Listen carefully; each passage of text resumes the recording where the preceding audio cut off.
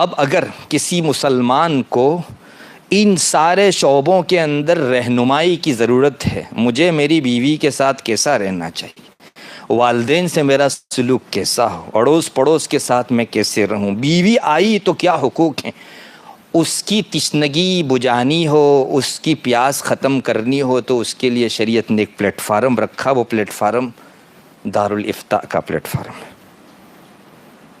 اسلام میں دارالافتاء کا مقام کیا ہے؟ ان سب تمہید اور پرستاونا کے بعد آپ سمجھئے، ایک تو سارے احکام کو اس نے عبادت بنا دیا، جنت جہنم سے جوڑ دیا۔ یہ دارالافتاء ہے جہاں ایک مسلمان اپنا پرسنل معاملہ رکھے گا اور کہے گا کہ مجھ کو شریعت اس بارے میں کیا رہنمائی کرتی ہے، مجھے کیا کرنا چاہیے اور کیا نہیں کرنا چاہیے، میں سیل پرچیز کر رہا ہوں، یہ طریقہ شریعت میں ویلڈ ہے یا ان ویلڈ۔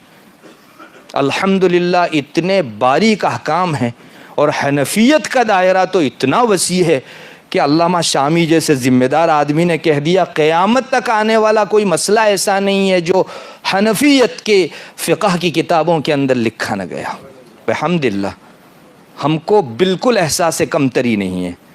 اگر کوئی شخص 4 سال کا سوچتا ہے، شریعت نے قیامت تک کا سوچ دیا اور دکھا دیا ہے ہم کو، کوئی مسئلہ ایسا نہیں۔ یہ دارالافتاء کا پلیٹ فارم ہے جہاں کوئی مسلمان اپنے دینی رہنمائی اور معاملات کے اندر ہدایتیں پا سکتا،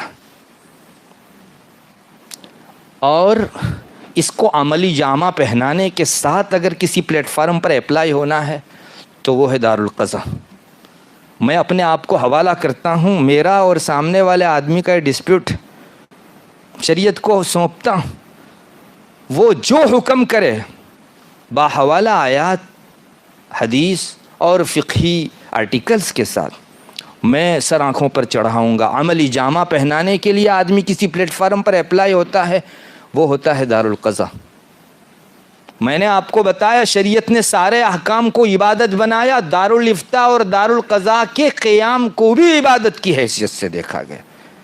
عز الدین ابن عبدالسلام بہت بڑے بزرگ گزرے ہیں، عالم گزرے ہیں، ودوان گزرے ہیں۔ انہوں نے اپنی کتاب میں لکھا اسلامی سلطنت میں سب سے زیادہ اجر جو ملتا ہے وہ امیر المومنین کو ملتا ہے، چونکہ جتنے بھی شعبے ہیں سب کا روح رواں وہی ہے۔ دوسرے نمبر پر سب سے زیادہ اجر اگر کسی کو ملتا ہے تو قاضی کو ملتا ہے، چونکہ وہ اللہ کا نائب ہے اور اس کے احکام کو عملی جامہ پہناتا۔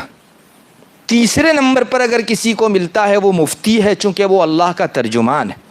آج بھی دیکھی جا سکتی ہے۔ یہ کیا بتا رہا ہے؟ اجر کس پر ملتا ہے؟ عبادت پر۔ پتہ چلا یہ جو نظام ہے دارالافتاء اور دارالقضاء کا، یہ عبادت کا نظام ہے۔ مسلمان کی تشنگی بجھانے کے لیے اس جگہ مسلمان اپلائی ہو کر اپنی دنیاوی و اخروی دونوں طرح کی کامیابیاں پا سکتا ہے۔ یہ ہے دارالافتاء اور دارالقضاء کا نظام۔